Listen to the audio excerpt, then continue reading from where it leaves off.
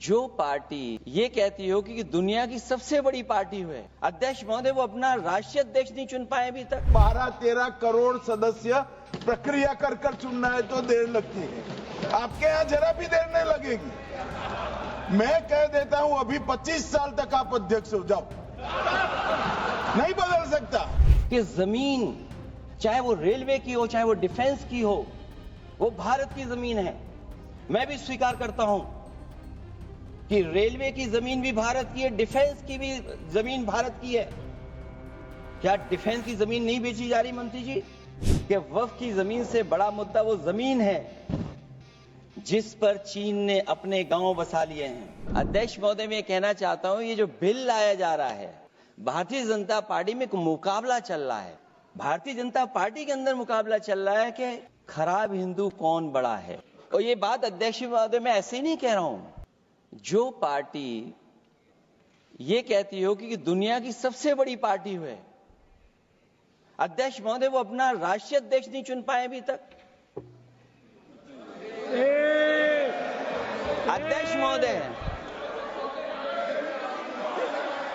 अध्यक्ष महोदय भारतीय जनता पार्टी क्या है?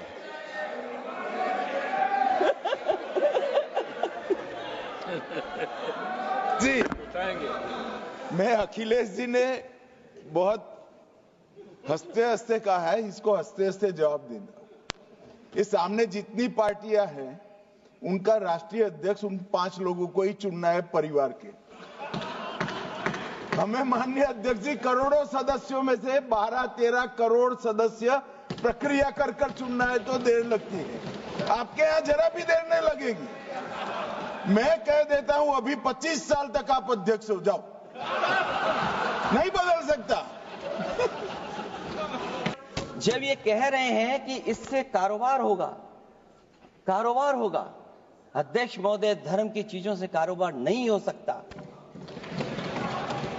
हमारे उत्तर प्रदेश के मुख्यमंत्री जी ने भी कहा कि कारोबार होगा। वो 30 की गिनती में उलझे हुए हैं, जैसे 30 मार खाए वो। उनसे पूछा कि जान कितनी गई, वो 30।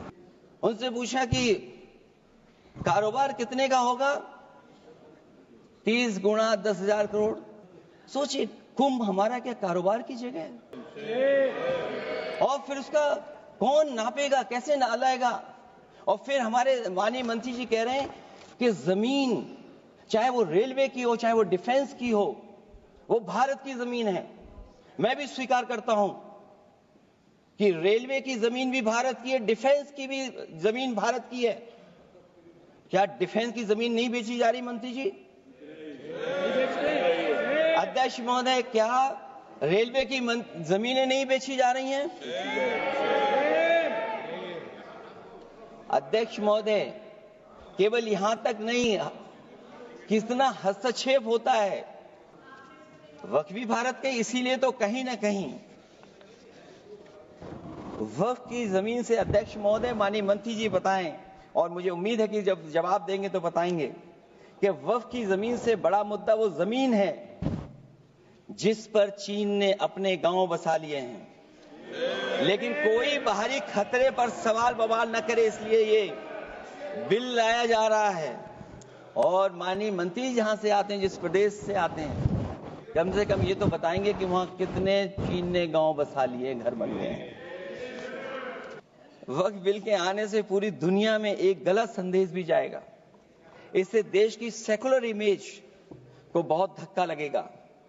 वक्फ बिल भाजपा की नफरत की राजनीति का एक और अध्याय है। मैं अंत में कहना चाहता हूं कि अभी तो आपने साथी संभाल लिए हैं, एक साथी तो मुझे दिखाई नहीं दे रहा है। और हमारे जिनका हमने सम्मान किया, हमें कहां ले गए आप? और हमें यहां छोड़ गए आप, हमें छोड़ गए। हमें देखिए सभापति महोदय, देखिए राजनीति क्या है। हमने आपका हाथ पकड़ा और हम यहां आ गए, और आप हमारा हाथ छुड़ा करके वहां चले गए। इसलिए देखिएगा कब हमारा इनका हाथ मिल जाए।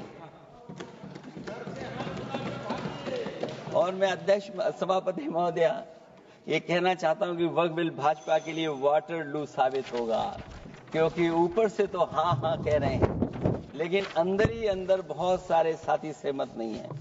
मैं अंत में इतना ही कहना चाहता हूं कि ये वक्फ बिल जो लेकर के आए हैं, कोई उम्मीद लेकर के नहीं आ रहा है।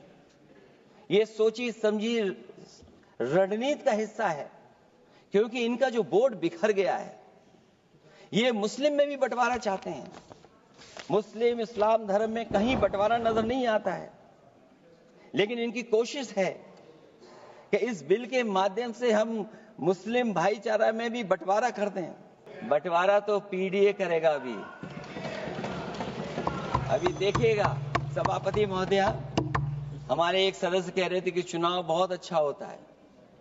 इनसे बेहतर किसने चुनाव देखा होगा? चलिए, धन्यवाद। वोट ही नहीं डालने दिया। चलिए सभापति महोदया, मैं धन्यवाद देता हूं। मैं और अपने दल और साथियों के साथ कहता हूं कि समाजवादी पार्टी बिल का विरोध करती है। वोट पड़ेगा तो हम इसके खिलाफ वोट डालने जा रहे हैं।